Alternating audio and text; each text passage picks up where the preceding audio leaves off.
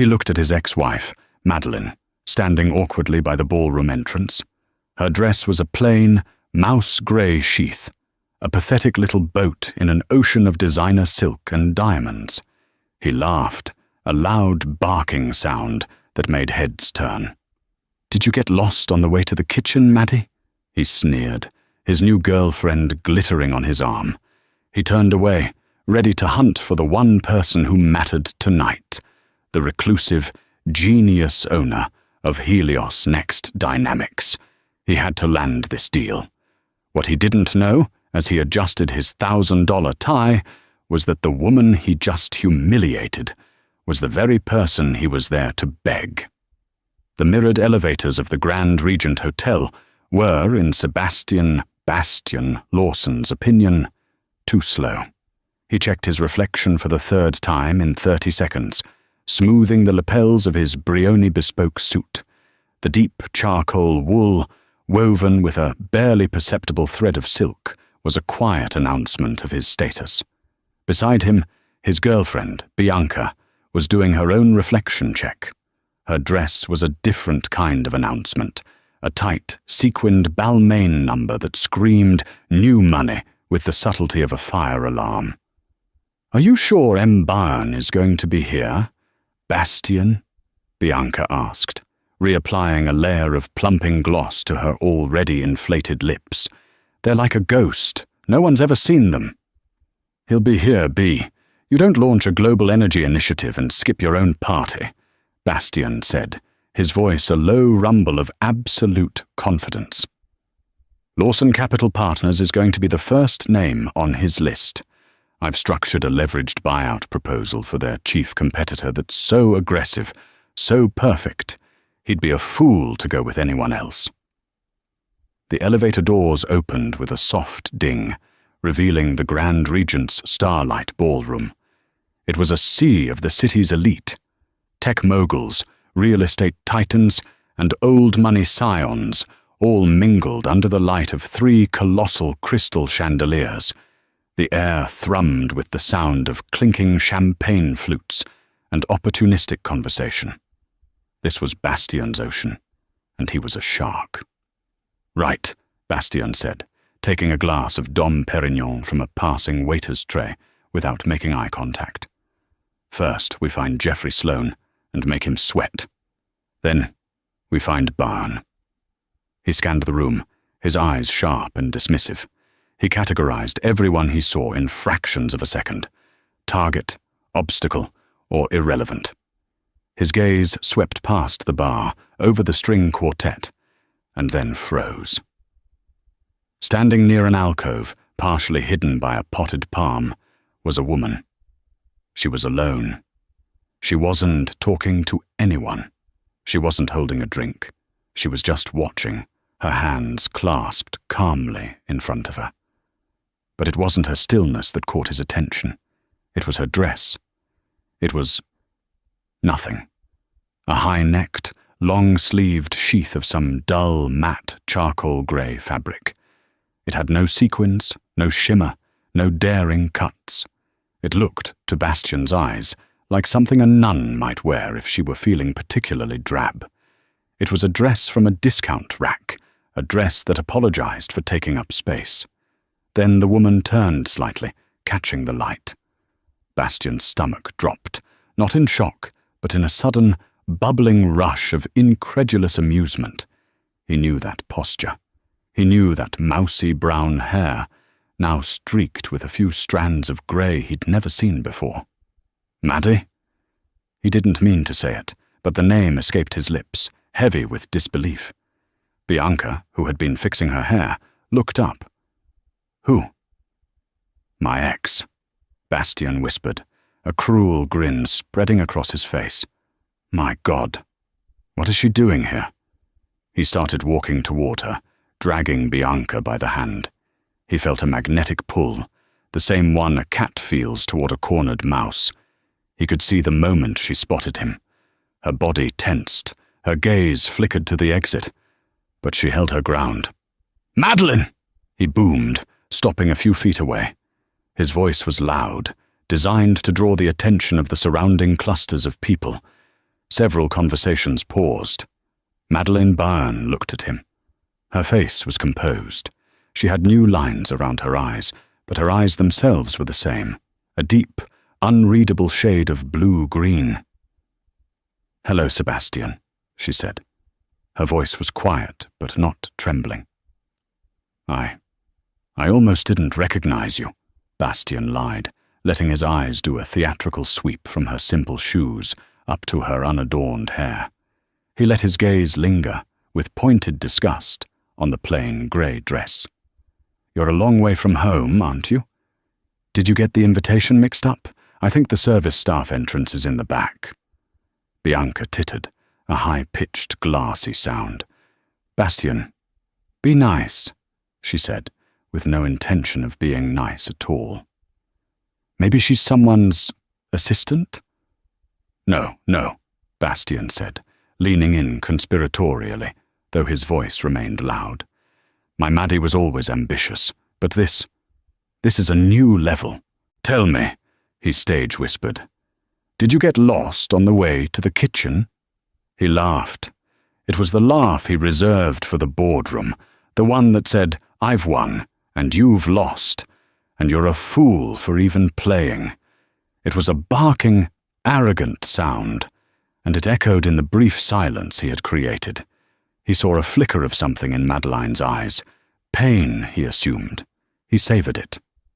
"That's a unique dress, Maddie," he continued, unable to stop himself. "Is that a new designer? Desperation, by goodwill?"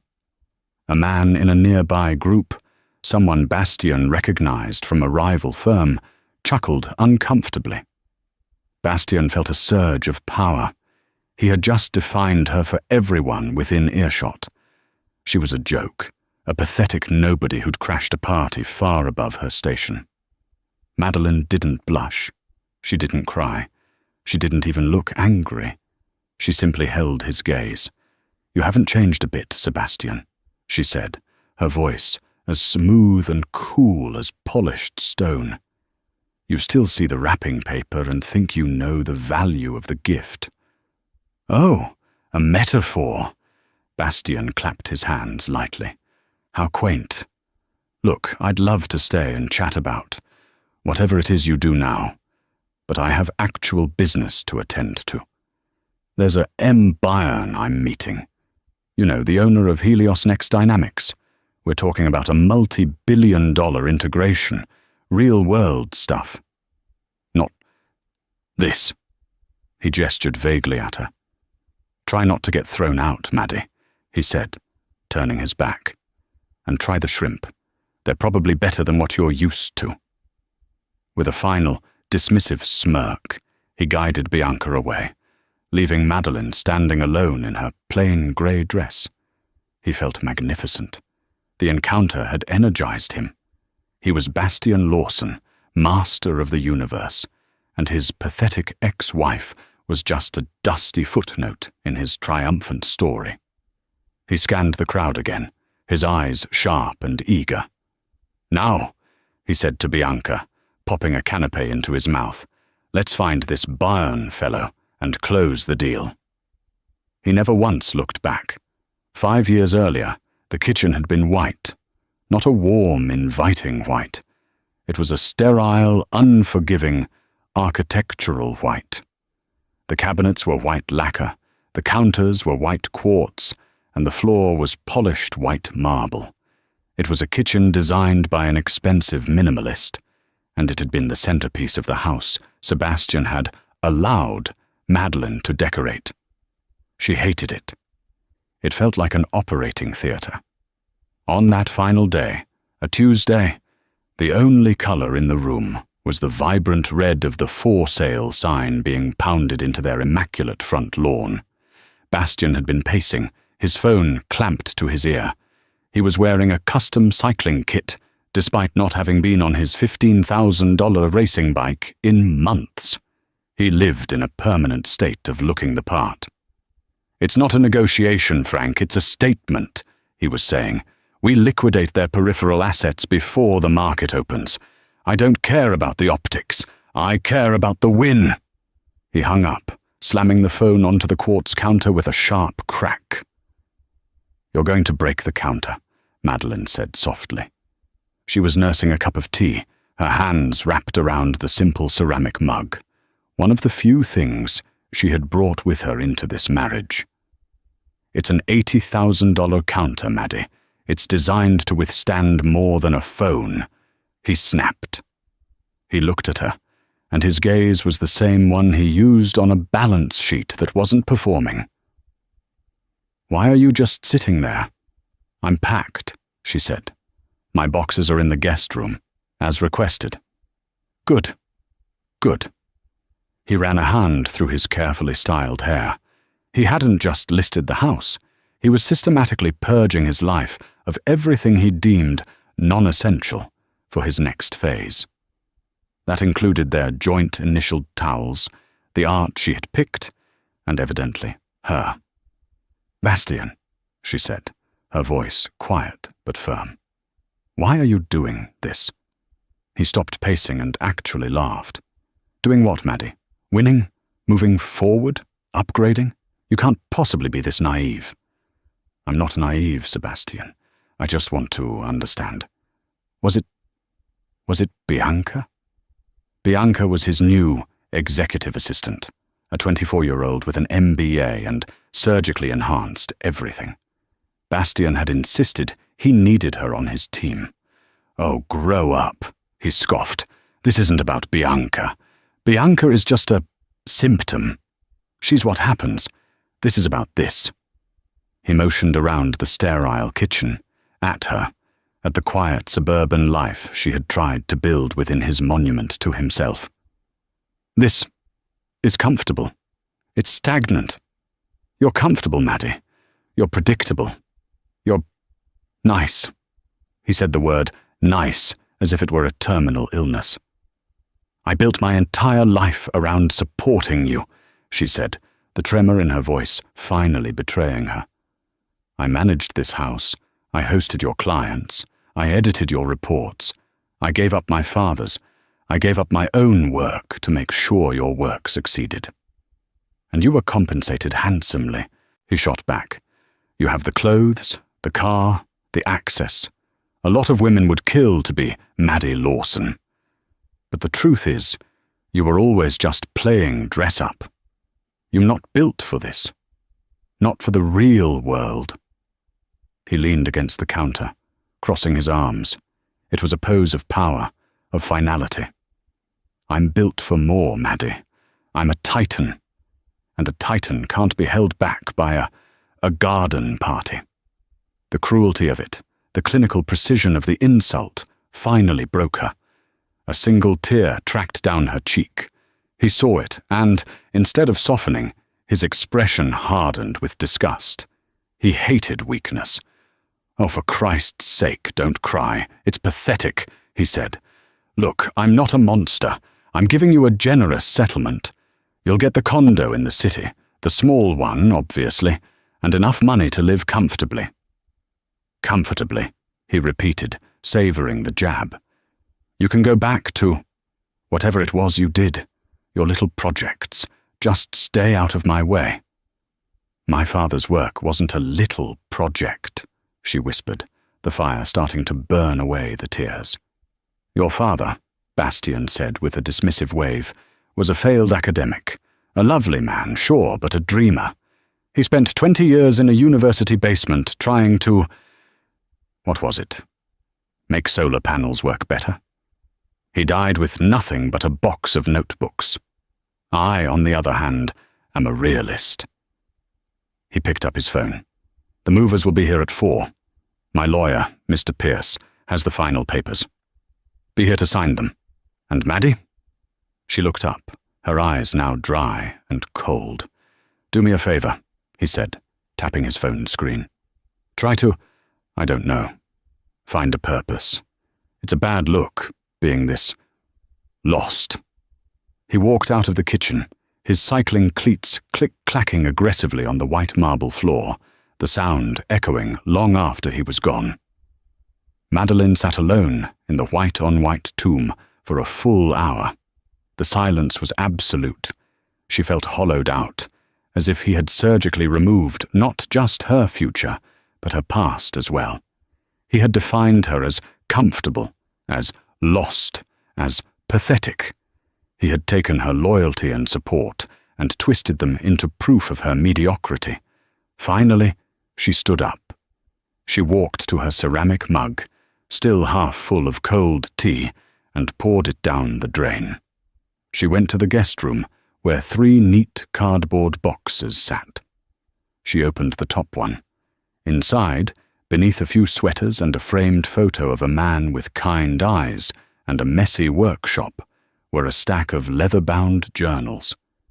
They were filled with dense, elegant handwriting, complex mathematical equations, and diagrams of molecular structures.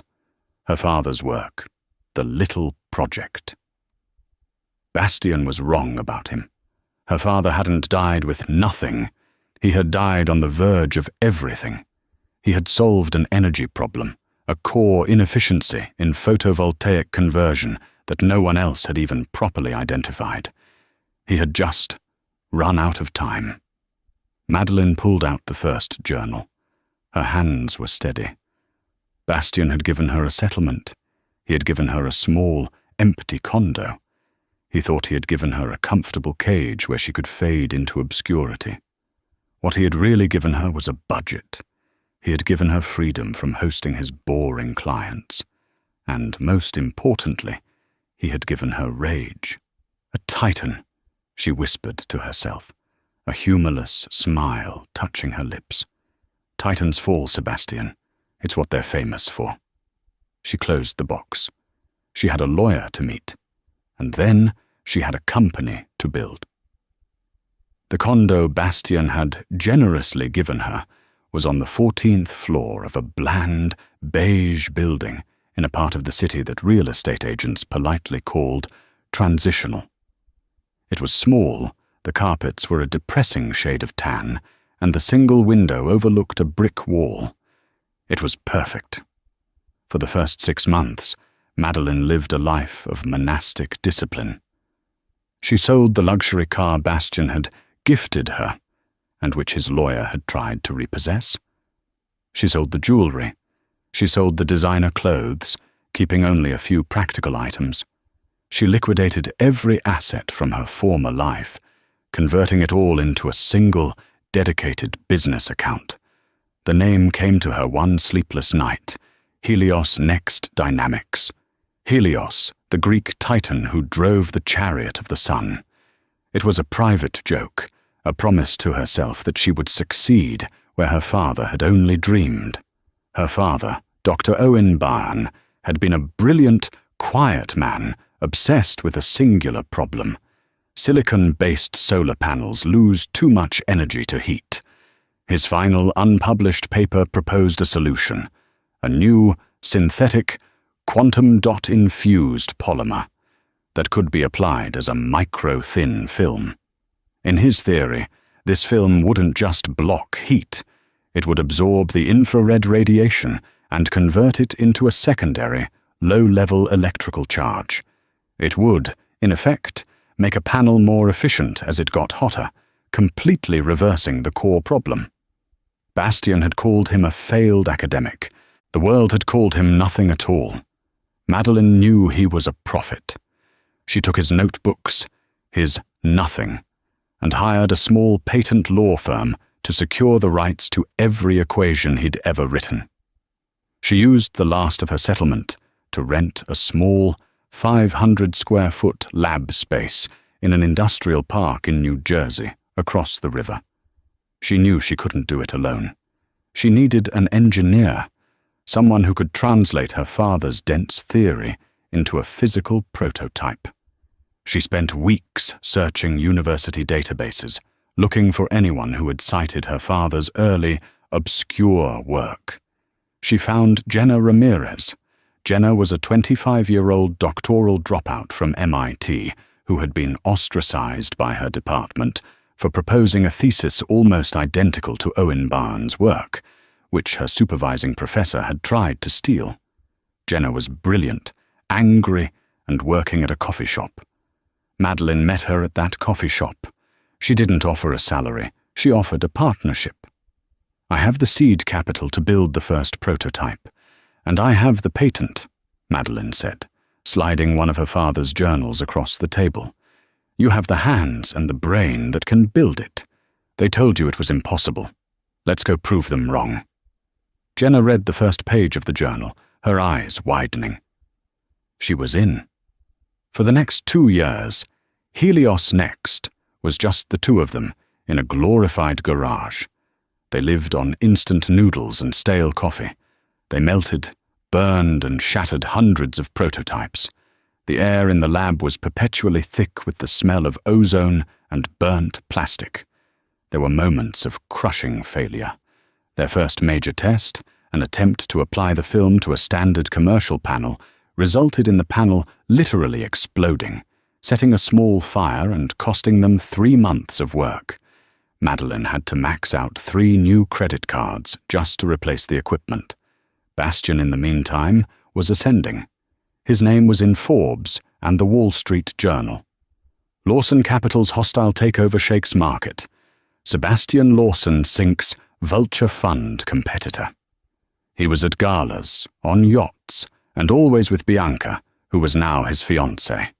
Madeline would see their pictures online, and it would add another log to the fire in her gut.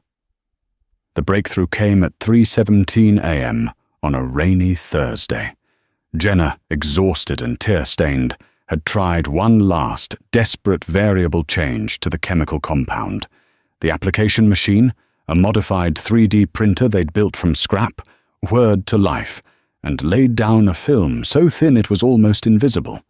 They hooked the panel to the testing rig. They hit it with a high-intensity heat lamp, simulating the harshest Arizona sun.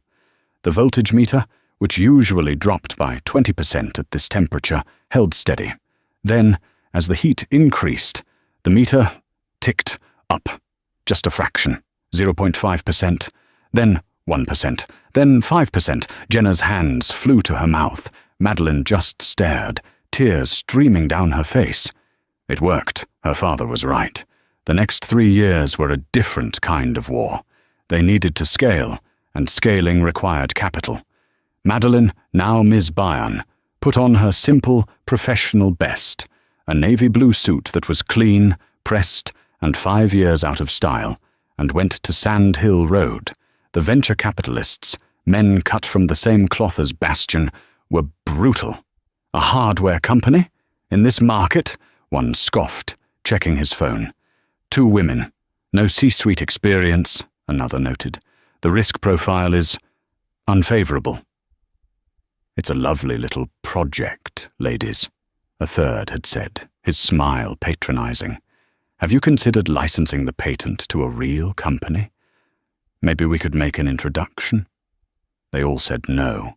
Or worse, they offered vulture deals demanding 80% of the company for a fraction of what she needed.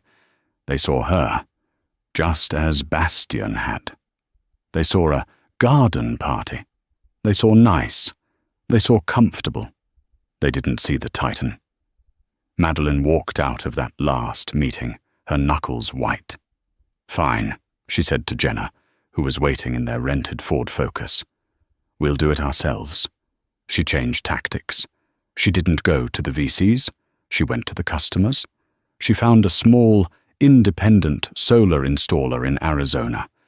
She offered them her technology for free for 1 year. "Let my panels compete against your best," she said. "If I win, you buy from me. If I lose, you never hear from me again." The installer, a weathered man named Aris Papadakis, who, in a twist of fate, had known her father back in the 80s, loved the gamble. 1 year later, Aris's company reported a 40% increase in energy generation on all homes that used the Helios Next film. Their customers' power bills plummeted. Word spread. The vultures came back, this time with frantic-sounding emails. Forbes, the same magazine that celebrated Bastian, ran an article. "The Ghost of the Sun.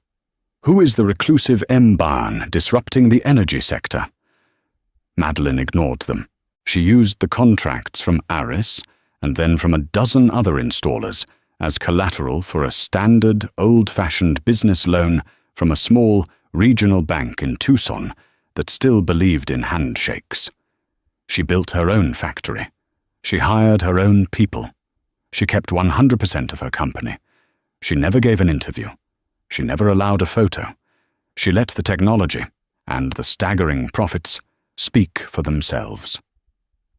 In 5 years, she had grown from a 2-woman shop in a garage to a 500-employee, $3 billion corporation that was the single most disruptive force in green energy.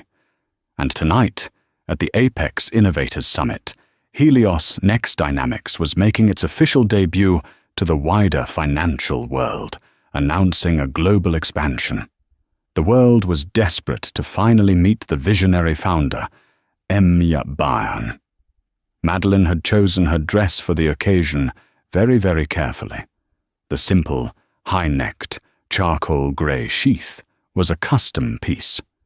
It wasn't desperation by goodwill, as Bastien had so cleverly put it. It was made from a specially woven, experimental fabric, a textile infused with the very first thread-based version of her solar technology. It was, quite literally, the most advanced piece of technology in the entire ballroom. Bastien Lawson was on his 3rd glass of champagne, and his patented confidence was beginning to fray at the edges. "Where is this guy?" he muttered, checking his platinum Patek Philippe for the 10th time. "Maybe he's not coming," Bianca whispered, a note of whining in her voice. She was bored. The thrill of humiliating Madeleine had worn off, and she wasn't the center of attention. "He's here," Bastien insisted, mostly to himself. "He's just reclusive. It's a power move. I respect it." His firm, Lawson Capital Partners, wasn't in as stable a position as he let on. His last 2 hostile takeovers had become mired in regulatory sludge, and his investors were getting restless. He wasn't just here to make a deal. He needed this deal.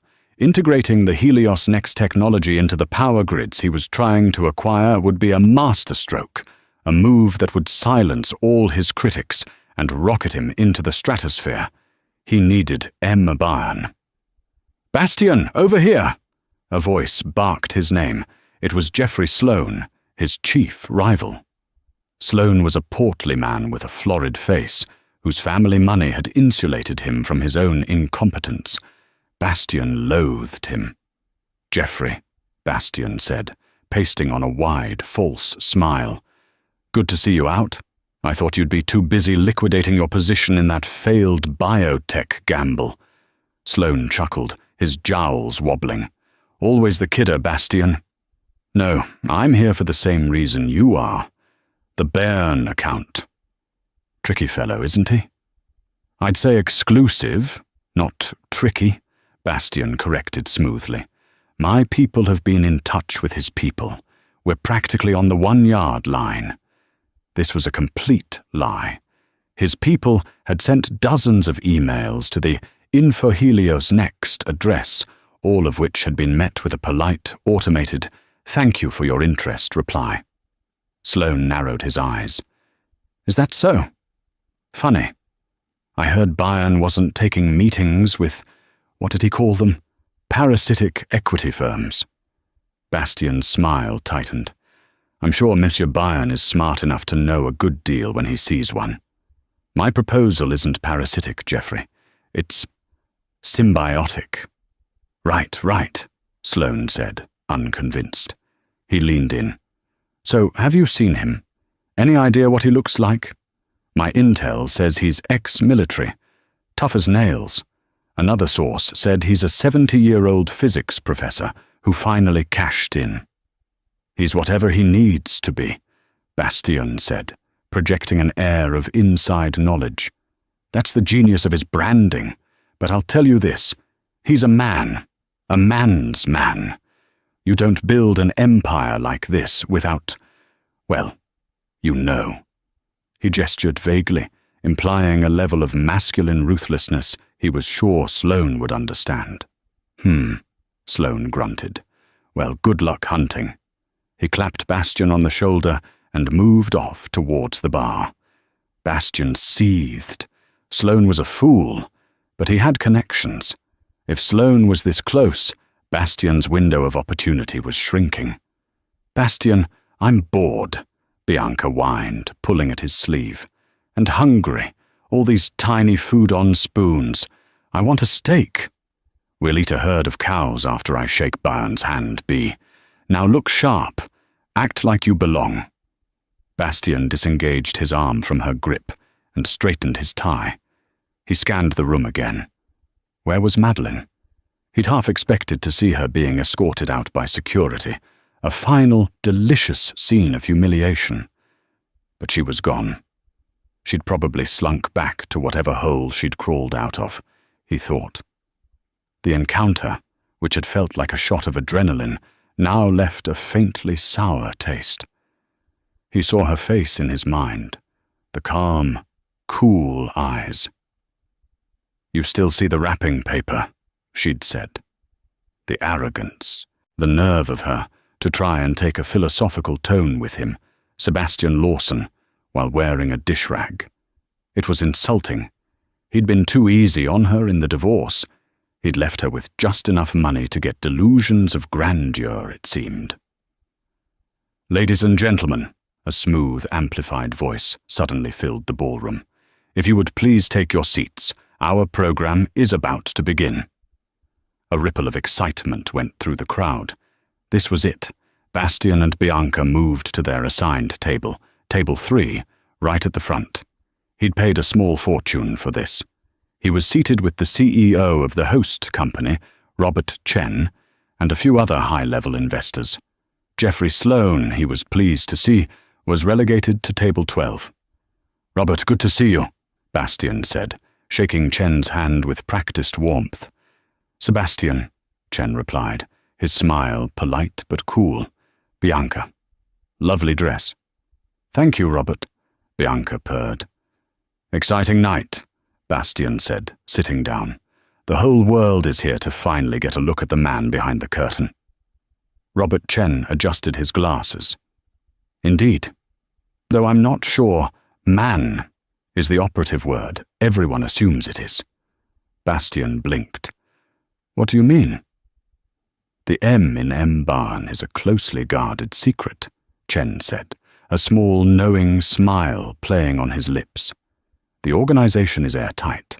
I've been working with them for 6 months on this event, and I only spoke to the founder for the first time last week, on a video call. No face, just a voice." "A voice? What did he sound like?"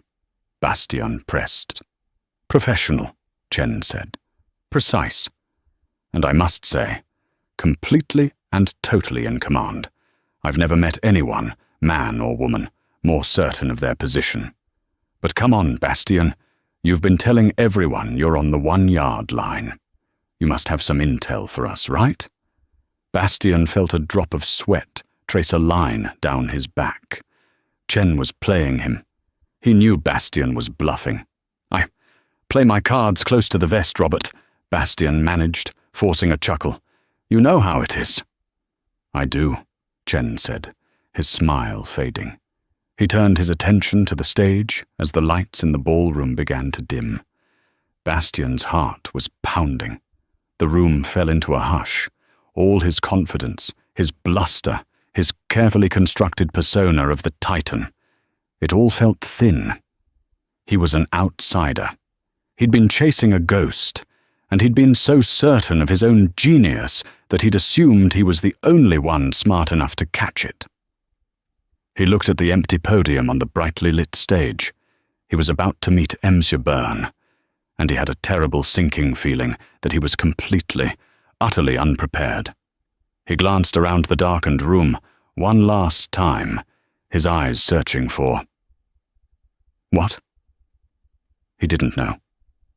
But for a fleeting, inexplicable second, he found himself searching for that plain, mouse-grey dress. The stage lights intensified, casting the rest of the ballroom into deep, theatrical shadow. Bastian's leg bounced nervously under the table. Bianca was tapping at her phone, the screen's blue light illuminating her bored, flawless face. "Put that away," Bastian hissed. "It's just so dark," she complained, but she slipped the phone into her tiny, glittering purse. On stage, Robert Chen, the summit's host, tapped the microphone. The soft thump-thump echoed through the room. "Good evening, innovators," Chen began, his voice warm and commanding. "We are here tonight to celebrate disruption. We are here to honor the minds that don't just think outside the box, but who redesign the box from the ground up." Bastian clapped politely, his eyes fixed on the empty space beside Chen. "For 5 years," Chen continued, "a new force has been quietly reshaping our world. It began as a rumor, a whisper in the energy sector. Reports of solar grids in Arizona that suddenly worked better. Reports of efficiency numbers that physicists called impossible. Reports of a technology that seemed to defy the known laws of thermodynamics." Bastian leaned forward. He knew this part. This was the why. He was here for the who. When we, at the Apex Foundation, first tried to find the source of this disruption, we hit a wall. There was no flashy marketing, no Super Bowl ads, no charismatic CEO on the cover of magazines. Chen paused, letting the silence hang. There was only the work. There was only the data. There was only Helios Next Dynamics. A second, more intense wave of applause. Bastian felt a pit in his stomach. He was jealous. He'd spent his life cultivating a brand, a reputation. This Bayern had built an empire on results. It felt like a personal affront. The founder of Helios Next, known to the world only as M. Byrne, did the impossible. They refused venture capital. A nervous titter went through the room. To this audience, refusing VC money was like refusing oxygen. "They refused to license," Chen went on, his voice rising. "They refused to sell. They refused to compromise. This founder took a legacy patent, an idea that the smart money had dismissed as academic fantasy, and built a global infrastructure from scratch. They built it on grit, on belief, and on a revolutionary business model of pure, unadulterated performance." A legacy patent? Bastian's mind briefly flickered. Maddie's father. He shook the thought away. Impossible. A coincidence. His world and her pathetic, small life were entirely separate universes. "This founder," Chen said, "is, in my opinion, the most important voice in technology and energy this decade. And tonight, for the first time, this founder has agreed to step out of the shadows and share their vision for the future." The tension in the ballroom was a physical thing. It was a taut wire. Bastian could feel the collective inhalation of 500 high-powered executives. He too was holding his breath. His hands were clammy. He wiped them on the fine linen napkin in his lap. "He's really dragging this out," Bianca whispered, annoyed. "Shut up," Bastian breathed. "So," Robert Chen said, a broad smile breaking across his face, "it is my profound, profound honor to introduce you to the mind, the engine, and the visionary leader, the founder and CEO of Helios Next Dynamics." Bastian was on the edge of his seat. His back was ramrod straight. His proposal was memorized. He was ready to pounce the second the speech was over. Martin Byrne. Michael Byrne. "Come on, what is it?" Chen took a dramatic breath. "Ms. Madeline Byrne." For a full, heart-stopping second, the name didn't compute. Bastian's brain heard Madeline Byrne and registered it as a technical glitch, a bizarre auditory hallucination. It was like hearing Mr. Fluffy Snuggles or the King of Mars. The two words, Madeline and CEO, simply did not exist in the same reality. Then, The spotlight that had been illuminating Robert Chen snapped off, and a new, brilliant white beam shot across the ballroom. It moved past table 1, past table 2, and landed directly on the alcove near the back, the one partially hidden by the potted palm. And the woman who stepped out of the shadows, the woman who began to walk calmly toward the stage, was not a hard-charging man in a suit. It was his ex-wife. She was still wearing the same plain, mouse-grey, high-necked dress. The ballroom was utterly, completely, terrifyingly silent. The clack-clack-clack of her simple heels on the parquet floor was the only sound. Bastian Lawson stopped breathing. It felt as if the floor had dropped out from under him, plunging him into a freezing black void. His blood turned to ice water.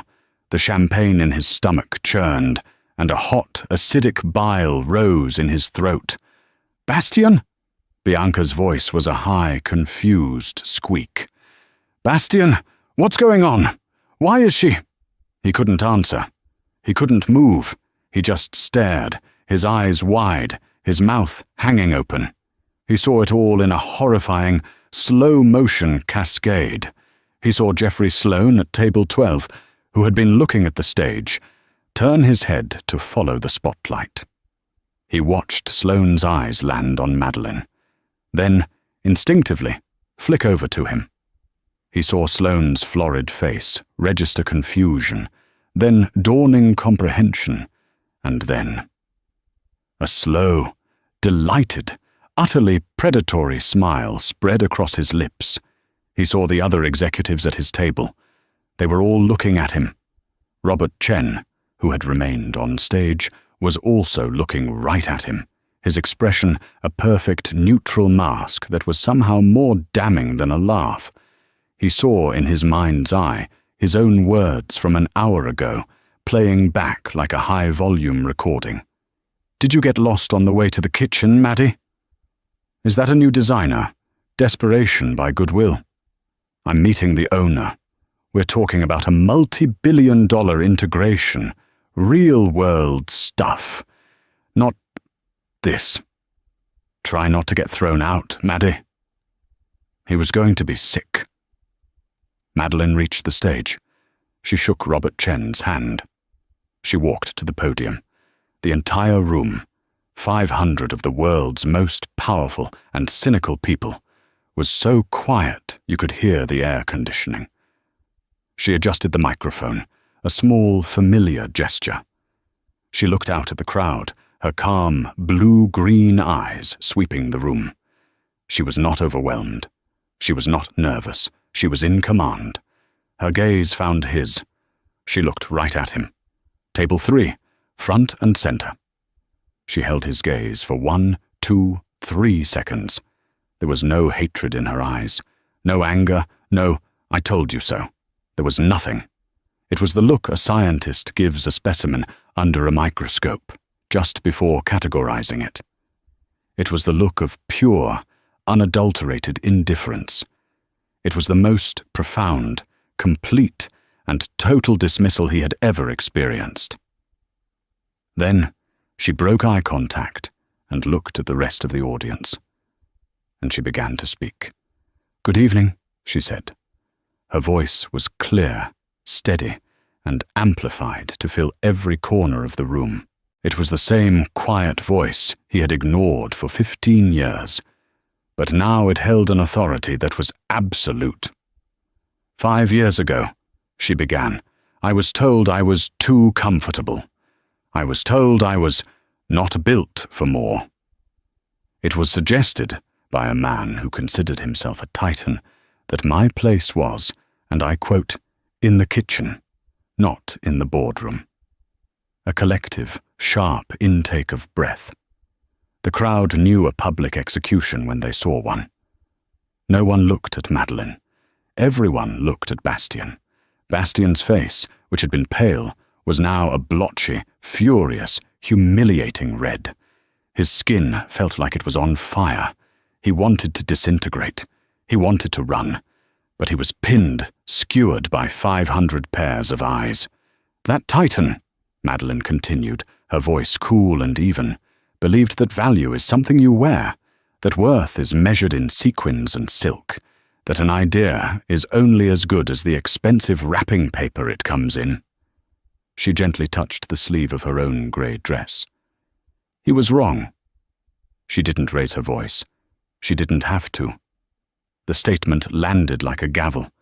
He, and the world he represents, taught me a valuable lesson. They taught me that if you are a woman, if you are quiet, if you do not fit their narrow, loud, and glittering definition of success, you are considered nothing. You are a garden party, an assistant, a what-if who got lost on the way to the service entrance. Bianca made a small, strangled sound, like a dying bird. She had slid so low in her chair she was almost under the table. And they taught me, Madeleine said, that nothing is the most powerful thing you can be, because nothing has nothing to lose. Nothing is underestimated. Nothing is invisible. And nothing can build an empire while the titans are busy admiring their own reflections. She then pivoted brilliantly away from the personal. For the next 20 minutes, she laid out, with surgical precision, the future of Helios Next Dynamics. She discussed photovoltaic conversion, quantum dot polymers, and decentralized energy grids. She didn't use notes. She spoke with a fluency and a white-hot intelligence that was mesmerizing. She was not just a figurehead. She was the source. She outlined a 10-year plan that was so aggressive, so visionary, and so well-funded, by its own profits, she made clear, that it would not just compete with the old guard, it would make them obsolete. Bastien just sat there, frozen. He was watching his last, desperate hope for his company's salvation stand on stage and announce, with devastating clarity, that she was the asteroid, and he was the dinosaur, the Helios. Nextdeal wasn't a symbiotic opportunity. It was an extinction-level event. Madeleine finished her speech. Helios Next Dynamics is not looking for partners in the old world, she said, her eyes once again finding Bastien's. We are not here to be leveraged, acquired, or symbiotically integrated by the same minds that created the problems we are now solving. We are not here to ask for a seat at the table. We are here to build a new one. Thank you. For a second, there was silence. Then, a single person in the back, a woman, began to clap. Then another. And then the entire room, as one, surged to its feet. The applause was thunderous. It was a roar. Robert Chen, Jeffrey Sloan, the investors at his own table, everyone was standing, cheering for the woman in the grey dress. Everyone, except Bastien. He remained seated, a statue of his own exploded ego, in a ballroom full of his cheering colleagues. The Titan was dead. The standing ovation continued for 3 solid minutes. Madeleine simply nodded, a small, polite smile on her face, and walked off the stage. The lights in the ballroom came up, signaling the end of the formal program and the beginning of the networking reception. For Bastien, it felt like the lights in an interrogation room. His phone, which he'd left on the table, began to vibrate. It didn't just buzz once. It began a continuous, frantic dance on the white linen, rattling against a water glass. He looked at the screen. Frank, partner, call me, now. Investor, hedge fund. Lawson, what the hell did you do? Jeffrey Sloan. Image attached. Jeffrey Sloan. Heard you're on the 1-yard line. Congrats, buddy. He didn't dare open the image, but he knew. It would be a picture of his face, red and horrified, taken from Sloane's table. Bastien. It was Bianca's voice. He looked up. She was standing, her glittering purse clutched in her hand. Her face, beneath the expensive makeup, was pale with a very specific kind of rage. You idiot," she whispered, her voice trembling. "You absolute fool." She wasn't angry that he had been cruel. She was angry that he had been cruel to the wrong person. He had humiliated her, by association. He had backed the wrong horse, and in their world, that was the only unforgivable sin. "Bianca, wait," he started, his voice a hoarse croak. "Don't touch me," she spat the words. "I'm going home. Call me when you find your driver, or don't. I don't care." She turned and walked away, her sequined dress hissing as she moved, her heels stabbing at the floor. She didn't walk toward the exit. She walked directly toward a group of hedge fund managers by the bar, one of whom she'd been introduced to earlier. She was already diversifying her portfolio. Bastien was alone at the table. He forced himself to stand. His legs felt like lead. He had to get out of this room. People were starting to stare, whispering behind their champagne flutes. He was the joke. He was the desperation by goodwill. He made a beeline for the exit, his gaze fixed on the double doors. "Mr. Lawson." A voice, calm and professional, stopped him. He turned. It was her. Madeleine. She had been on her way out, presumably to a private exit, and their paths had converged. She was flanked by two serious-looking men in dark suits, but she had held up a hand, telling them to wait. Madeleine, Ms. Byrne, he stammered. What could he say? "I'm sorry. I didn't know you were rich." She looked at him, and the pure, cold indifference was gone. It was replaced by something he could only describe as a faint, clinical pity. "You know," she said, her voice low, "not for the crowd, but for him. I used to wonder if you were right, if I really was just comfortable, if I was just a footnote in your story." She adjusted the cuff of her grey dress. "I should thank you, Sebastian. You were the catalyst. That night you walked out of the White Kitchen, you told me you were a titan. But the truth is, you're not a titan. You're just a bully. And bullies are only powerful when their victims are afraid. Madeleine, the deal, Lawson Capital, I could. He was babbling, a drowning man, grasping at the anchor that had just sunk him. Madeleine gave a small, humourless laugh. It was not a sound of mirth, it was the sound of a door being locked, firmly and forever. "A deal?" she said, as if the concept was absurd. "Mr. Lawson, you are a finance man. You understand assets and liabilities. Your entire model is based on taking valuable things and stripping them for parts. My model is based on building things that last." She took a small step closer. "You are, and have always been, a liability. Helios Next does not invest in liabilities." She didn't wait for a response. She simply turned. "Gentlemen," she said to her security team. They fell into step around her. "Maddie, wait!" he called out, his voice desperate.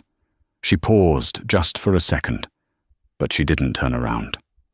"Oh, and Sebastian," she said over her shoulder. "About the dress, it's a prototype. The fabric is a new thermovoltaic textile my lab developed. It's currently powering a small transmitter in my pocket, sending my vitals and a live audio feed to my security team." She tapped a small, invisible earpiece. "It's worth more than your entire company.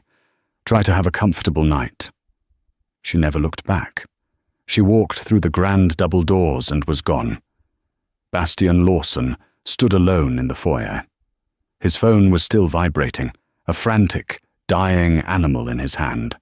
The laughter and chatter of the party resumed behind him, but it sounded distant, like it was coming from another world. He was in the lobby of the Grand Regent, the same lobby he had strode through hours earlier, feeling like a king. Now, he was just a man in a very expensive suit that suddenly felt 2 sizes too large. The valet, sensing his approach, had his Porsche Panamera, his shiny symbol of power, pulling up to the curb. Bastien looked at it, and for the first time in his life, he felt absolutely and completely bankrupt. And so, Sebastian Lawson, the man who thought he owned the world, was left with nothing but the echo of his own laughter. He hadn't just misjudged a dress. He had misjudged a person. He saw ex-wife and failure, and he was blind to CEO and visionary. Madeleine Byrne didn't just get revenge. She proved that the best revenge isn't being cruel. It's being so successful that your past bullies become completely and totally irrelevant. She didn't need to destroy him. He had destroyed himself. What do you think? Was Madeleine's final takedown the perfect revenge, or was her success enough? Let me know your thoughts in the comments below. If you loved this story of drama, twists, and ultimate triumph, please make sure to hit that like button. Share this video with someone who needs to see it. And most importantly, subscribe to the channel for more dramatic stories every week. Don't forget to ring that notification bell so you never miss an update. Thanks for listening. He was a self-made millionaire, a titan of industry with the world at his feet. Nathaniel Blackwood, CEO of Blackwood Dynamics, commanded respect in every room he entered. She was his elegant, supportive wife, Serafina, the perfect accessory to his glittering life. At a lavish party meant to seal the biggest deal of his career, with powerful investors hanging on his every word, he leaned in and dismissed her with a single brutal adjective: temporary. He thought she was out of earshot. He thought she didn't matter. He was about to learn that the woman he saw as a placeholder was the one holding the key to his entire empire, and she was about to turn it. The air in the penthouse was thick with the scent of money and ambition. It was a carefully curated aroma, a blend of imported lilies, expensive champagne, and the subtle, clean fragrance of floor-to-ceiling glass polished to invisibility. Outside, the lights of downtown Los Angeles sprawled like a carpet of fallen stars, a kingdom. Nathaniel Blackwood was convinced he had conquered. Inside, he was holding court. Nathaniel, or Nate as he insisted everyone call him, was a man sculpted by success. At 42, he possessed a restless energy, a predator's grace disguised by a Tom Ford suit that probably cost more than the average person's car. His charm was his sharpest weapon, and he wielded it with surgical precision. Tonight, his targets were Silas Croft and Mr. Schmidt, the two men who held the future of Blackwood Dynamics in their hands. Silas Croft of Croft Capital was a vulture in cashmere. His eyes, small and dark, missed nothing. He was the money, the one who could make or break the deal with a single terse phone call.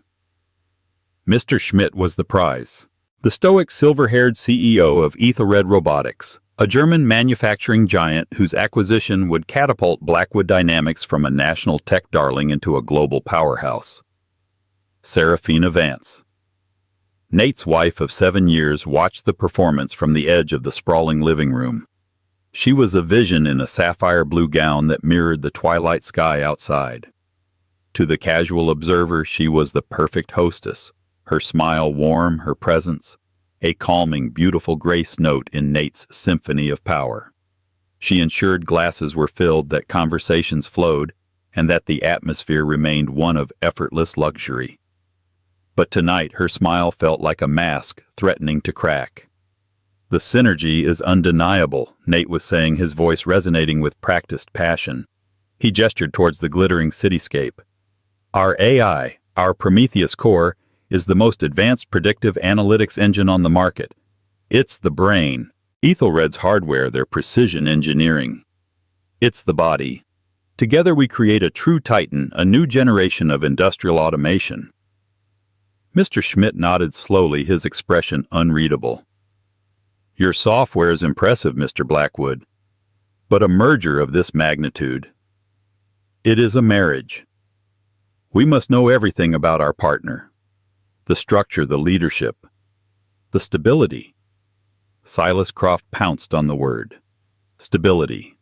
Exactly, Schmidt. Nate, your board is solid. Your financials are impeccable. But personal stability matters too. A man's foundation. Tell us about yours. He gave a slick, knowing glance towards where Serafina was speaking quietly with the catering manager. Serafina felt the shift in attention, a subtle turning of heads in her direction. She offered a polite, distant smile, excusing herself to check on the canapes. She moved through the clusters of guests, her movements fluid and elegant, a ghost in her own home. She could feel Nate's ego swell even from across the room. He loved this part, the blending of his personal and professional triumphs. My foundation. Nate chuckled a rich, confident sound. He lowered his voice, creating a bubble of intimacy with the two investors. Rock solid. I built this company from the ground up, and I've structured my life for maximum efficiency, minimum distraction. Serafina was closer now, hidden behind a large marble pillar as she pretended to inspect a floral arrangement. She wasn't trying to eavesdrop, not really, but a cold premonition, a familiar unease that had been growing for months, kept her rooted to the spot. Silas Croft pressed his voice, a conspiratorial murmur. And your wife, Mrs. Blackwood, is a charming woman. A Vance, I believe, the old San Francisco family. That's her, Nate said with a dismissive wave of his hand. He took a sip of his Macallan 25, the amber liquid glowing in the low light. Serafina's heart began to beat a frantic, painful rhythm against her ribs. She knew that tone of voice. It was the one he used when he was talking about a piece of art he'd acquired or a car he was thinking of trading in. She's wonderful, Nate continued the words, a perfect caricature of spousal appreciation. Elegant, supportive, exactly what a man in my position needs. There was a pause. Serafina held her breath. She could hear the hum of the air conditioning, the distant clink of glasses, the blood pounding in her ears. Then came the words that would shatter her world. It was Silas who spoke, his voice laced with a cynical, probing curiosity. So she's the one, the permanent fixture on the Blackwood throne. Nate let out a low, confident laugh. He leaned in closer to the two men, and his voice dropped to a near whisper, a viper's hiss of condescension that cut through the noise of the party and pierced Serafina's soul. Silas, please, he scoffed. Everything in my life is an asset managed for growth. Let's just say, her current position is beneficial, but she's temporary. Temporary. The word hung in the air, invisible and yet more solid than the marble pillar she was hiding behind. It struck her with the force of a physical blow, knocking the air from her lungs. Temporary. A placeholder. An asset to be managed and presumably liquidated when her value depreciated. Her vision swam. The glittering lights of the city blurred into a meaningless smear. The sophisticated chatter of the party faded into a dull, roaring static. She saw Nate clap Mr. Schmidt on the back, his face beaming with the self-assured grin of a man who believed he had just closed the deal of a lifetime. He had no idea that he had just detonated a bomb in the foundation of his own empire. She didn't move. She stood behind the pillar, her hand gripping the cold stone to keep from falling. She watched him laugh, watched him shake hands, watched him accept the congratulations of his inner circle. He was celebrating a future he had just set on fire. For 7 years, she had been his partner. In the beginning, she was more than that. She was his confidant, his inspiration, his secret weapon. She had believed in him when he was nothing more than a brilliant, ambitious coder with a dream. And now, in front of the men he so desperately wanted to impress, he had reduced her and everything she had given him to a single throwaway word. Temporary. A cold, terrifying clarity washed over her, extinguishing the initial shock and pain. It was the kind of clarity that comes after a devastating storm when the world is washed clean and you can see the ruins for what they are. He didn't see a wife. He saw a line item on a balance sheet. Slowly, deliberately, she straightened her back. She smoothed down the front of her sapphire gown, the fabric cool against her trembling hands. She lifted her chin. The mask of the perfect hostess slipped back into place, but this time it was different. It was no longer a fragile facade. It was armor. She walked out from behind the pillar and moved towards the terrace doors, her steps measured and silent. She needed air. She needed to think. Nate caught her eye from across the room and gave her a beaming, oblivious smile, raising his glass in a toast. A toast to their future. His future. She didn't smile back. She simply held his gaze for a long, unblinking moment, and then she turned and stepped out into the cold night air. The merger was everything to him. His legacy. His magnum opus. He had called her temporary. He was about to find out just how permanent the consequences would be. The penthouse felt like a tomb after the last guest departed. The silence was heavier than the earlier noise, punctuated only by the clinking of glasses as the catering staff cleared away the remnants of Nate's triumph. Serafina had gone through the motions of saying goodbye. Her smile fixed her voice, a perfect melodic echo of a woman who didn't have a care in the world. She had kissed Nate's cheek, murmured how proud she was, and retreated to their master suite. Nate, high on adrenaline and expensive scotch, didn't notice the Arctic chill in her touch. He was on the phone, pacing the living room, laughing with his lawyer, replaying the highlights of the evening. "It's in the bag Robert Schmidt was practically eating out of my hand. And Croft. He sees the numbers. He knows this is a unicorn." Serafina closed the heavy oak door of the bedroom, shutting out the sound of his voice. She walked past their king-sized bed, a vast impersonal expanse of white linen, and into her dressing room. It was a space Nate had designed for her, a walk-in closet the size of a small apartment, lined with glass-fronted wardrobes and backlit shelves, displaying shoes and handbags like museum artifacts. He called it her sanctuary. Tonight it felt like a cage, a beautifully appointed display case for his most prized possession. She slid the sapphire gown from her shoulders, letting it pool at her feet like spilled ink. Staring at her reflection in the floor-to-ceiling mirror, she no longer saw the elegant wife of a millionaire. She saw a fool. A woman who had willingly placed her brilliance, her very identity, into the hands of a man who saw her as a depreciating asset.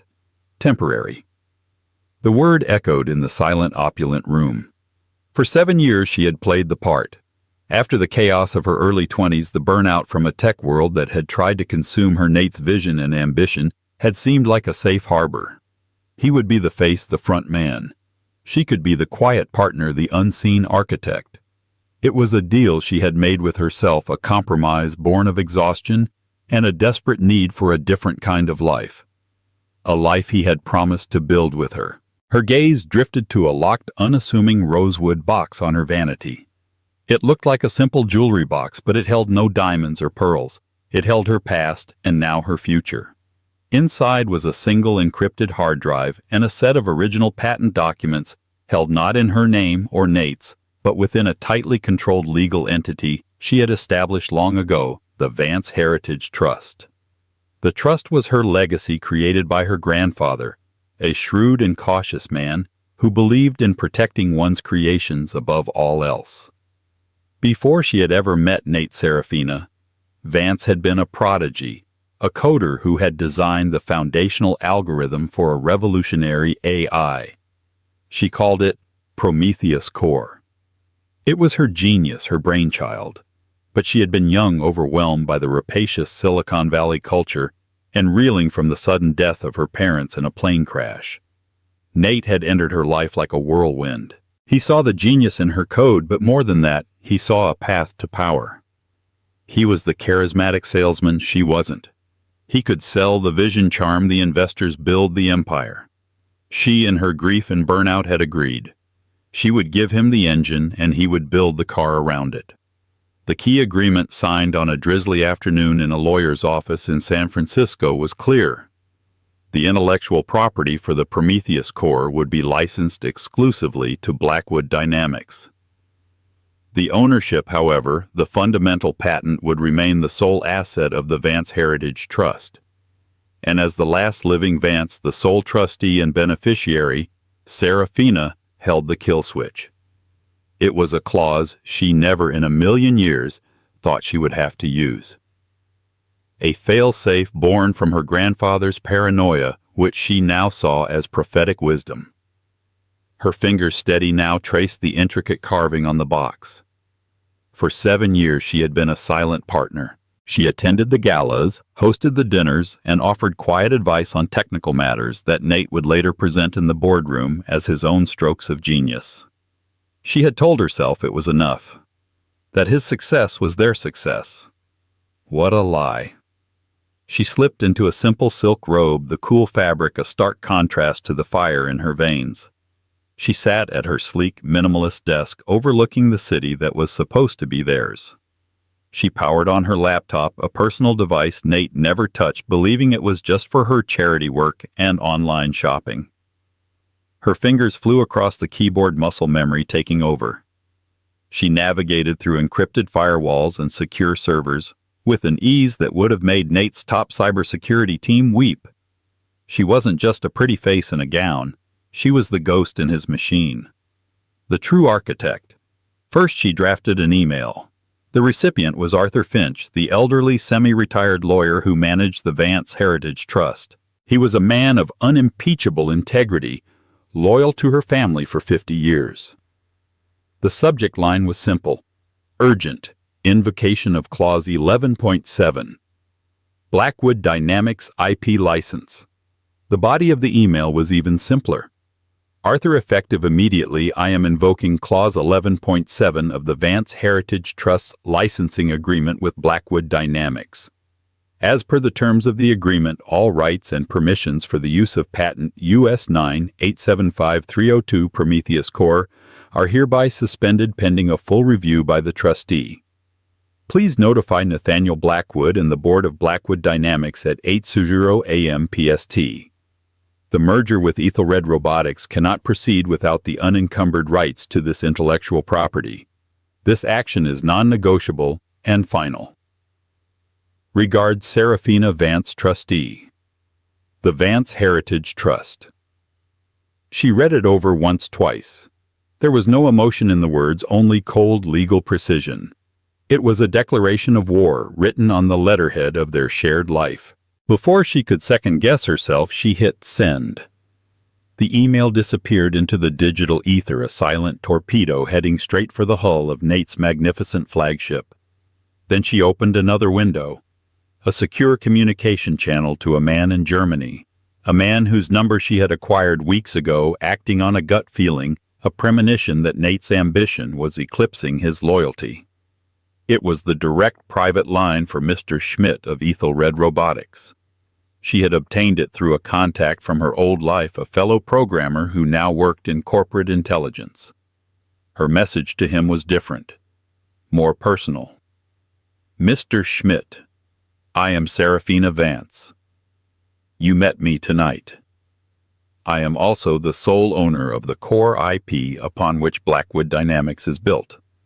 I have just suspended the company's license to that IP. I believe in the synergy between our technologies, but I do not believe in the current leadership of Blackwood Dynamics. The foundation is not stable. The merger you are considering is built on a lie. Before you sign anything, I suggest you demand a full, transparent audit of the company's intellectual property rights. You will find they no longer hold them. I am open to a future conversation about a partnership built on integrity. She sent the second message. 2 torpedoes in the water. She leaned back in her chair, the adrenaline slowly giving way to a profound, bone-deep exhaustion. But beneath the exhaustion was something else, something that had been dormant for 7 years. A sense of power, a sense of self. She looked at her reflection in the darkened screen of the laptop. The face looking back was no longer a fool. It was the face of Serafina Vance, trustee and creator.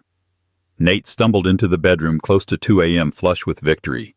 He saw her sitting at her desk and frowned. Sarah, what are you still doing up? Couldn't sleep. Too excited. He started unbuttoning his shirt, tossing it onto a chair.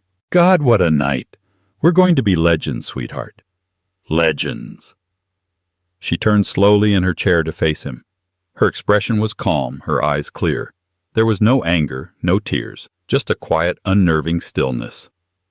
"I'm sure you will be," she said, her voice even. "You should get some sleep, Nate. You have a very big day tomorrow." He grinned, mistaking her calm for admiration. "Damn right I do. The biggest." He collapsed into bed, asleep within minutes, snoring softly, dreaming the triumphant dreams of a king. Serafina stayed at her desk, watching the city lights begin to fade as the first hint of dawn approached. He was right. It was going to be the biggest day of his life. He just had no idea why. Nathaniel Blackwood woke up at 6:30 a.m. feeling like a Roman emperor. The sun was just beginning to cast golden spears of light across the city, and to Nate it felt like the world was laying itself at his feet. He stretched, a satisfied groan escaping his lips. Beside him, Serafina's side of the bed was empty and perfectly made. He figured she was already up, probably arranging for his favorite coffee to be brewed, the perfect silent partner to his roaring success. He showered, blasting opera music, and selected his most formidable suit, a charcoal gray Brioni that screamed power. Today was the formal signing. Schmidt and his team were meeting them at the Blackwood Dynamics headquarters at 9 a.m. A press conference was scheduled for noon. By lunchtime, he would be the new king of global automation. He strode into the kitchen, expecting the smell of coffee. Instead, he found the room empty. No Serafina, no coffee, just an unnerving silence. A flicker of irritation passed through him. Where was she? Didn't she understand the importance of today? His phone buzzed. It was Robert, his chief legal counsel, probably calling to congratulate him again. Nate answered with a booming, cheerful voice. "Robert, my man, beautiful day to make history, isn't it?" The voice that answered was anything but cheerful. It was strained, bordering on panicked. "Nate, are you sitting down?" "Sitting down? Why the hell would I be sitting down? I'm on top of the world." "Nate, I got an email at 8:01 a.m. from Arthur Finch." The name barely registered. "Who? Finch. He's the legal trustee for something called the Vance Heritage Trust." A cold knot began to form in Nate's stomach. Vance. He looked around the empty penthouse. "Okay. What about it?" He sent a formal notice. "The trust is invoking Clause 11.7 of an IP licensing agreement. It's a suspension." "Nate, he's suspending our license for the Prometheus Core." The world tilted on its axis. Nate gripped the granite countertop, his knuckles turning white. "What?" "That's impossible. That's my tech. I built it." "Did you?" Nate Roberts' voice was sharp. "Because according to this document, the patent US 9875302 is the sole and exclusive asset of the Vance Heritage Trust. We have a license to use it, a license that is apparently contingent on certain conditions. A license that can be revoked by the trustee." "Who the hell is the trustee?" Nate roared, his voice echoing in the silent kitchen. There was a pause on the other end of the line. When Robert spoke again, his voice was quiet, funereal. "It's Serafina, Nate. The sole trustee is Serafina Vance." The phone slipped from Nate's hand and clattered onto the marble floor. The Emperor's robes felt like they had been ripped from his body, leaving him naked and shivering in the morning sun. Serafina, his quiet, beautiful, decorative wife, the woman he had called temporary. He stumbled through the penthouse, his heart hammering against his ribs. He flung open the door to her dressing room. Empty. Her office.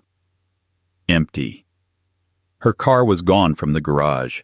Panic gave way to a towering, blinding rage. This was a trick.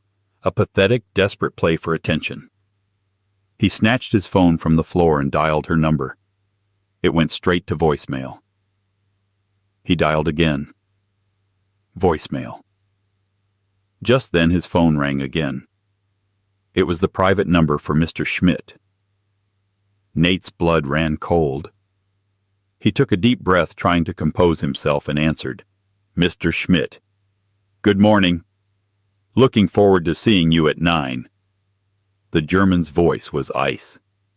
"Mr. Blackwood, I am afraid we will be postponing today's meeting. Indefinitely." "Postponing? What, no? We can't, the press is. I received a rather illuminating communication late last night."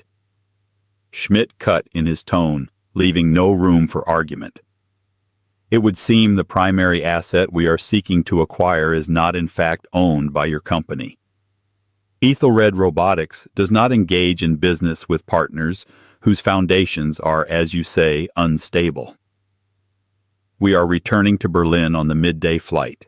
Do not contact us again until you have resolved your internal ownership disputes. Auf Wiedersehen." The line went dead. For a full minute, Nate stood frozen, the silence of the penthouse pressing in on him. It was all falling apart. The deal of a lifetime, his legacy, his ascension to the global stage. Gone. Unraveling in a matter of hours. And at the center of it all was Serafina. He finally got a text message from her. It wasn't an apology or an explanation. It was an address. A coffee shop in a quiet, leafy neighborhood halfway across town. And a time 10:00 a.m. Nate drove like a madman, his fury a physical presence in the car beside him. He screeched to a halt outside the quaint little cafe, a place so far removed from his world of glass towers and power lunches that it felt like a foreign country. He saw her through the window. She was sitting at a small table nursing a cup of tea. She wasn't dressed in her usual designer attire. She wore simple dark jeans, a soft cashmere sweater, and her hair was pulled back in a simple ponytail. She looked younger, more relaxed, and more formidable than he had ever seen her. He stormed in, the bell on the door jangling violently. He strode to her table and slammed his hands down on it, making the teacup rattle in its saucer. "What the hell do you think you're doing?" He hissed, his voice low and venomous. Serafina didn't even flinch. She took a slow, deliberate sip of her tea before meeting his gaze. Her eyes were not the soft, adoring pools he was used to. They were chips of glacial ice. "I'm protecting my assets," she said calmly. "Your assets. Prometheus is mine. My concept, my work, my company." She let out a small, humorless laugh. "Your concept, Nate, really. You were a moderately talented app developer with a flair for marketing. I was the one who wrote the foundational code for a true AI in my parents' garage when I was 21. I was the one who created the architecture. The learning algorithms, the very soul of the machine you've been passing off as your own." He stared at her, speechless. She had never spoken of it like this, never asserted her role so forcefully. "That was our secret," he finally managed, his voice dropping. "Our story." "No," she corrected him, her voice cutting. "It was my story which I allowed you to tell as your own. I did that out of love, Nate, and out of exhaustion. I trusted you to honor the partnership. I gave you the world, and in return, you stood in our home and told your investors that I was temporary." He had the grace to look away, a flicker of shame crossing his features before the anger returned. "It was just words. Locker room talk to close a deal. It didn't mean anything. It meant everything," she said, her voice still quiet but now resonating with immense power. "It meant you see me as disposable, an accessory you can trade in for a newer model when it suits you. It meant you have forgotten who I am and what I gave you, so I decided it was time to remind you." He sank into the chair opposite her, the fight draining out of him, replaced by a dawning, horrifying understanding. "Sarah, please. You can't do this. The merger, it's everything. It's my life's work. It was supposed to be our life's work," she replied. "And you're right, I can't let it be destroyed. The technology is too important, but it will not move forward with you at the helm, not alone." "What do you want?" he asked, his voice barely a whisper. "A bigger divorce settlement? Is that what this is? Money?" She looked at him with something akin to pity. "You still don't get it, do you? You think this is about money?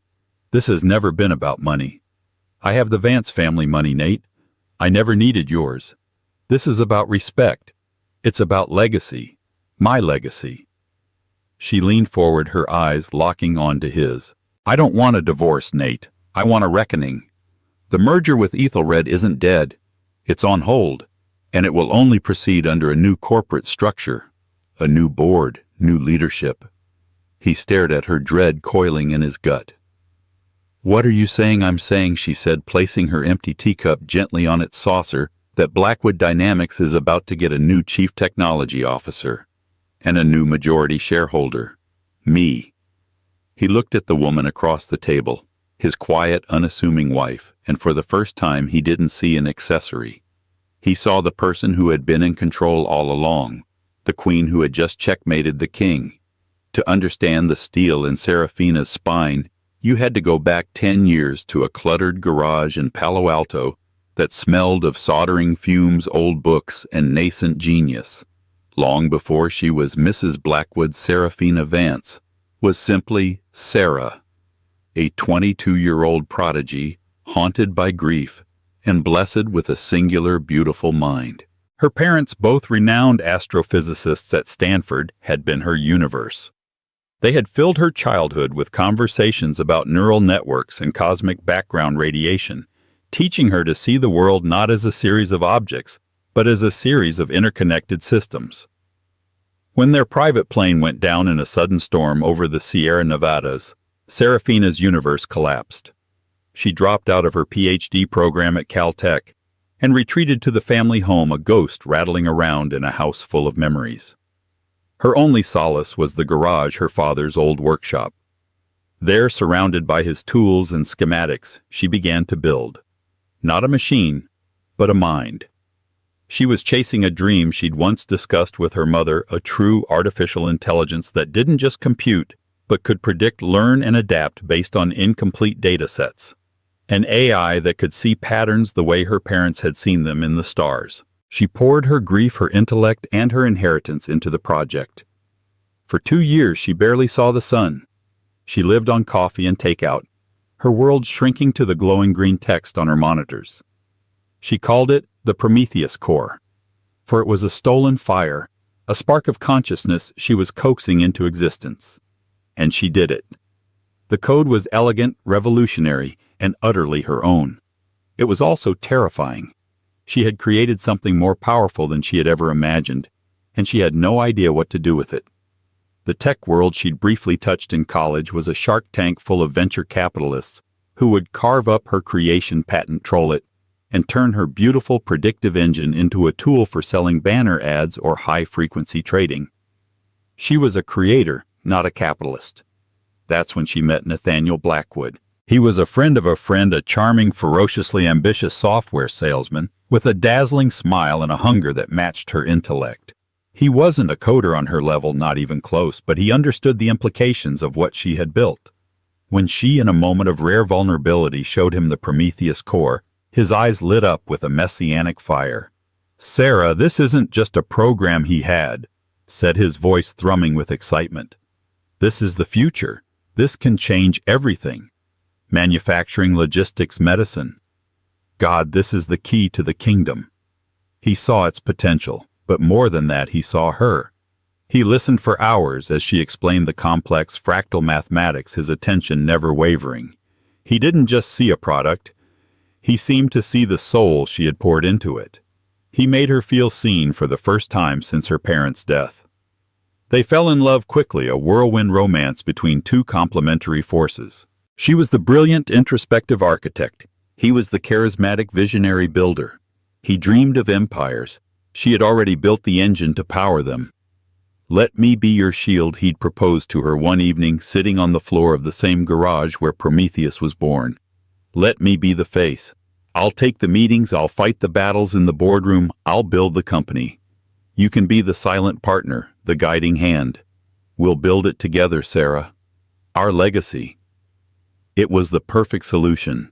It offered her a way to see her creation flourish without having to step back into the spotlight that had so unnerved her. She could have the life she craved, one of quiet, intellectual pursuit, of partnership, of love, while he navigated the messy, aggressive world of business. She agreed. On the advice of Arthur Finch, her family's ancient and wise lawyer, she didn't sell or assign the patent. Vance never gives away the source code, he had warned. Instead, she placed the patent for the Prometheus core into the Vance Heritage Trust and had the trust issue an exclusive indefinite license to Nate's new startup Blackwood Dynamics. The kill switch. Clause 11.7 was Arthur's idea. A prenuptial for your intellectual property, my dear, he'd called it. You hope you never need it, but you'll sleep better knowing it's there. For the first few years it was perfect.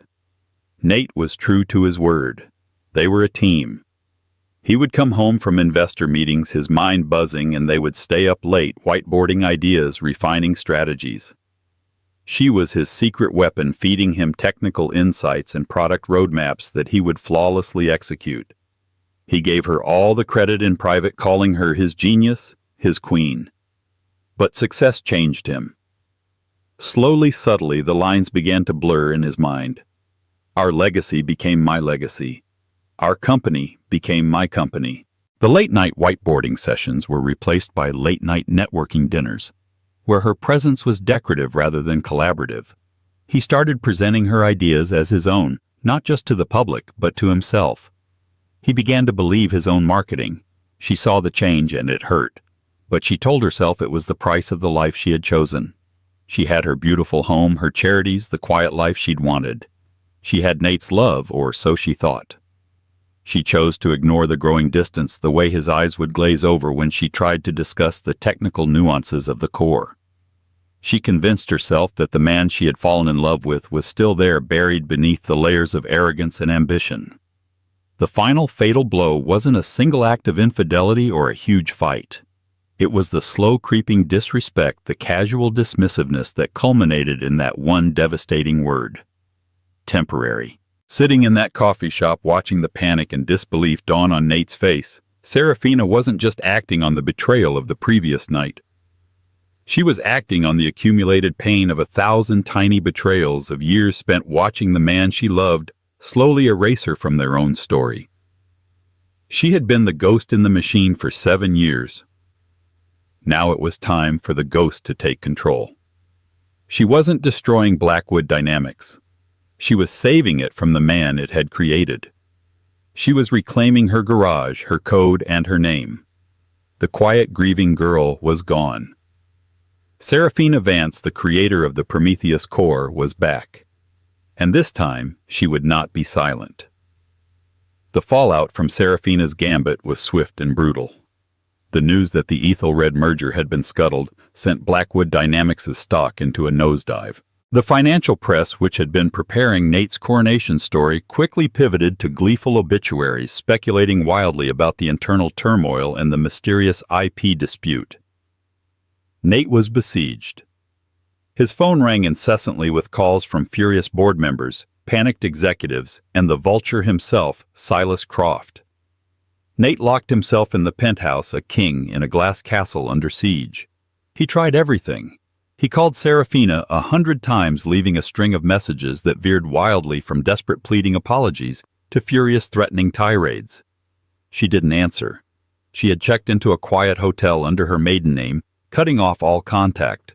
Her lawyer, Arthur Finch, became an impenetrable wall. His response to Nate's frantic legal team was always the same. Mrs. Vance's position is unchanged. All communications will go through me. A formal proposal for the restructuring of Blackwood Dynamics will be presented in due course.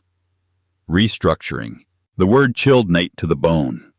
2 weeks after the disastrous party, the proposal arrived. It was delivered by courier to every member of the Blackwood Dynamics board. An emergency board meeting was called, not by Nate the chairman and CEO, but at the request of the Vance Heritage Trust, which as the owner of the company's core technology had the legal standing to do so.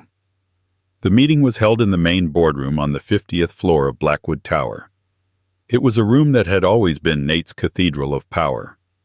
The long polished mahogany table, the panoramic views, the imposing chair at its head, it was all designed to project his authority. Today he felt like a prisoner in his own court. The board members, a collection of grim-faced men and women who had once worshipped him, now looked at him with a mixture of anger and fear. Their personal fortunes were tied to the company's stock, and they were hemorrhaging money. At the far end of this table sat Arthur Finch, a calm, stoic presence. And then, precisely at 9 a.m., the boardroom doors opened. Serafina entered. She was not the woman they remembered from galas and holiday parties. Gone were the flowing gowns and soft smiles. She wore a tailored dark gray power suit, her hair pulled back in a severe, elegant chignon. She carried a leather portfolio and moved with a quiet confidence that commanded the room's absolute attention. She didn't look at Nate. Her focus was on the board. She took a seat opposite him next to Arthur Finch, a space that had been deliberately left vacant. It was a seat of power directly in the sightline of every board member. The symbolism was lost on no one. Nate, as chairman, had to open the meeting. His voice was hoarse. This meeting has been called to discuss the current intellectual property crisis. Before he could continue, Serafina spoke. Her voice was cool, clear, and carried to every corner of the room. Thank you, Nathaniel. Let's not call it a crisis. Let's call it a correction. She stood up and moved to the head of the room, taking control of the presentation screen. A single slide appeared. It was the logo for the Vance Heritage Trust. For the past 7 years, she began her eyes sweeping across the stunned faces of the board. Blackwood Dynamics has operated under the illusion that it owned its core technology. It did not. It has been a licensee. The creator and owner of the Prometheus core. The engine that drives every single dollar of this company's revenue is me. She clicked to the next slide. It showed a snippet of the original handwritten code from her garage dated 10 years prior. Nathaniel Blackwood is a brilliant salesman. She continued, a faint metallic edge to her voice. He sold you a vision, and he did an excellent job of building the vessel. But he forgot that he doesn't own the engine. The license for that engine has been suspended due to a fundamental breach of the good faith partnership that underpinned the original agreement. A board member, a gruff former general named Peterson, finally found his voice.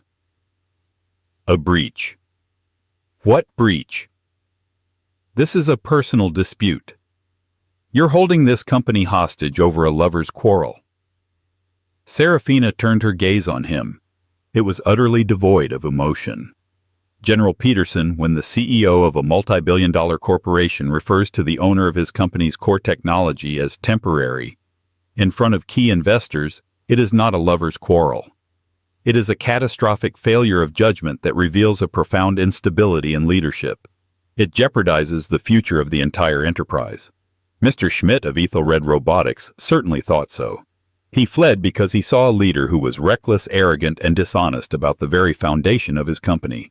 She let that sink in. The room was silent. Nate felt the blood drain from his face. She was using his own words, his own actions, to systematically dismantle him in front of his own people.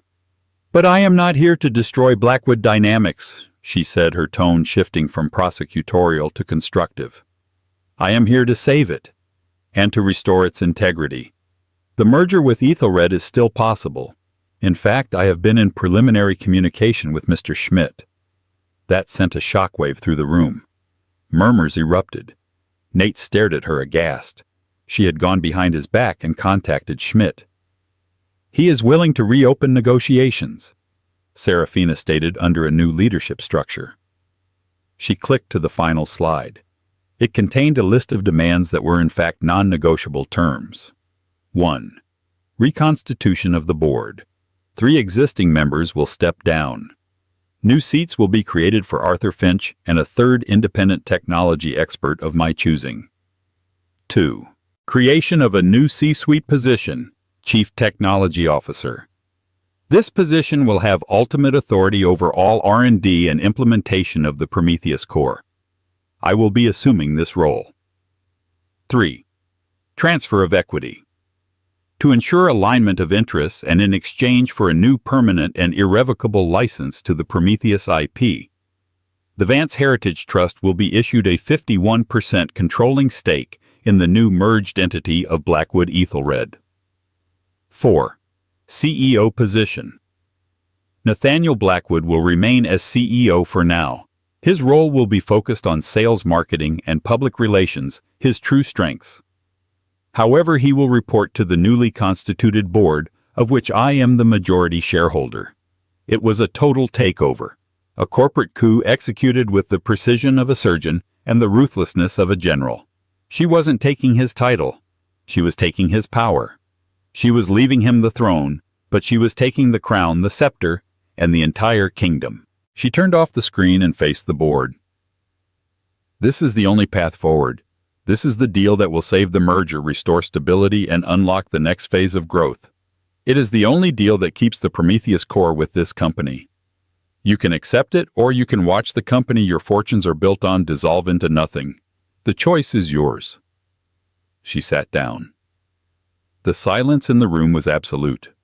Every eye was on Nate. They were looking for a rebuttal, a counterattack, a sign that their leader was still in control. But Nate was broken. He looked at Serafina, at the woman who had built his dream and had now claimed it as her own. He saw no malice in her eyes, only a profound, unshakable resolve. He had underestimated her at every turn. He saw her as a beautiful object, and she had proven herself to be the most powerful force in the room. He opened his mouth to speak, but no words came out. He was the CEO. He was the chairman. And he had absolutely nothing to say. He had been so obsessed with building his empire that he never realized it had been built on her land and the lease was finally up. General Peterson cleared his throat. All in favor of the proposal presented by the Vance Heritage Trust. One by one, hands went up around the table. It was unanimous. Nate didn't even get a vote. The weeks that followed the boardroom coup were a blur of legal paperwork and seismic shifts in power. Serafina moved with breathtaking speed and efficiency. She established her office, not a lavish corner suite like Nate's, but a functional glass-walled space adjacent to the main R&D labs. She brought in a small, loyal team of engineers from her past, people who knew her brilliance firsthand. The effect on the company was immediate. The engineers and programmers who had long felt disconnected from Nate's sales-focused leadership were re-energized. They now had a leader who spoke their language, who understood the soul of the code, who could debate algorithmic efficiency with them until midnight. Morale, which had plummeted, began to soar. Serafina was not just a ghost in the machine anymore. She was its heart, and it began to beat stronger than ever. Negotiations with Ethelred Robotics reopened. This time, Serafina led the talks, with Nate sitting beside her in a new, unfamiliar role, the supporting player. Mr. Schmidt was deeply impressed. He found in Serafina a partner who was not just visionary, but meticulous, honest, and technically fluent. The synergy Nate had boasted about was finally made real by the woman he had dismissed. The deal they forged was better, stronger, and more ambitious than the original. Nate was a shadow of his former self. He went through the motions, attending meetings, giving press statements, but the fire in his eyes was gone. He was the face of the company, but he was no longer its spirit. He was a figurehead, a well-dressed spokesman for Serafina's vision. Every major decision, from budget allocation to strategic direction, now had to go through her office. The temporary wife had become his permanent boss. Their personal life ceased to exist. They lived in the same penthouse, but as ghosts haunting opposite wings.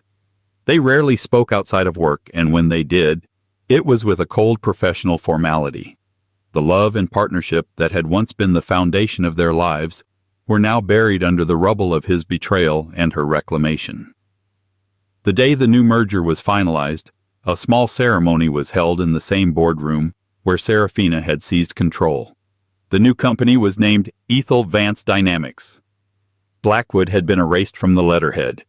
It was Serafina's final quiet move, a clear signal to the world about where the true power and innovation lay. After the signing, as champagne was being poured, Nate found Serafina standing alone by the window, looking down at the city. She was wearing a simple, elegant black dress, the picture of quiet authority. He approached her cautiously. "Serafina." She turned, her expression unreadable. Nathaniel. It's an incredible achievement, he said, his voice quiet. What you've done, rebuilding all this, it's better than ever. The foundation was always strong, she replied, her gaze steady. It just needed an honest architect.